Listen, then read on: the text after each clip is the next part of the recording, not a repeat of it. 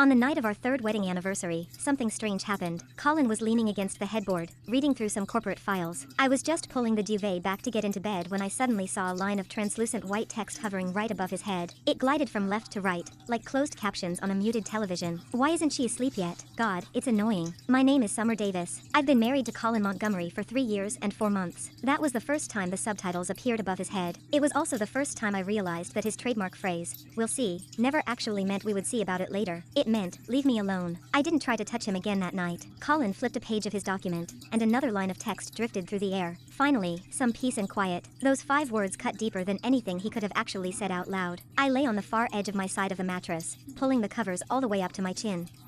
My heart felt like it was being slowly pinched between someone's fingernails. The next morning, I woke up at 6 a.m., just like always. I spent 40 minutes in the kitchen making slow-simmered steel-cut oats with caramelized apples and pecans, pairing it with his favorite hand-ground espresso. Colin came downstairs, impeccable in his tailored suit, and sat at the kitchen island. A line of text floated above his head. Oatmeal again. Could she have any less imagination? Out loud, he didn't say a word. I slid the ceramic bowl in front of him. Colin, I let the oats simmer a bit longer today. The texture should be creamier than yesterday. He gave a non-committal hum. Above his head, who cares? I stared at the bowl of oats, suddenly nauseous. 3 years, over 1,000 mornings, and he had never cared about a single one of them. At 10 o'clock, my mother-in-law arrived. Where is Colin? At the office, Constance. I took the honey with a practiced smile and turned to put the kettle on for her tea. A line of text drifted above Constance's perfectly coiffed hair, calling me by my first name, as if she belongs here. My footsteps faltered for a fraction of a second. Constance settled into the living room sofa, her sharp eyes sweeping the space. Summer, the water in that crystal vase needs changing. It's looking cloudy. Of course, I'll change it right now. All she does is buzz around Colin all day,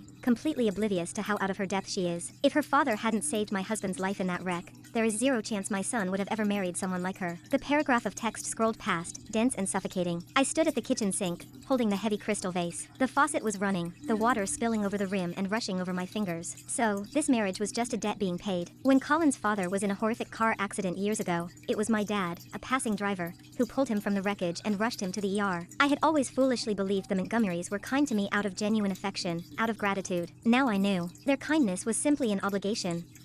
They endured me. Constance glanced at me. Well, at least she's obedient. It's a shame that's her only use. I sat across from her and poured her a cup of Earl Grey. My smile was identical to the one I wore yesterday. The only difference was that starting today, I knew my smile was entirely hollow.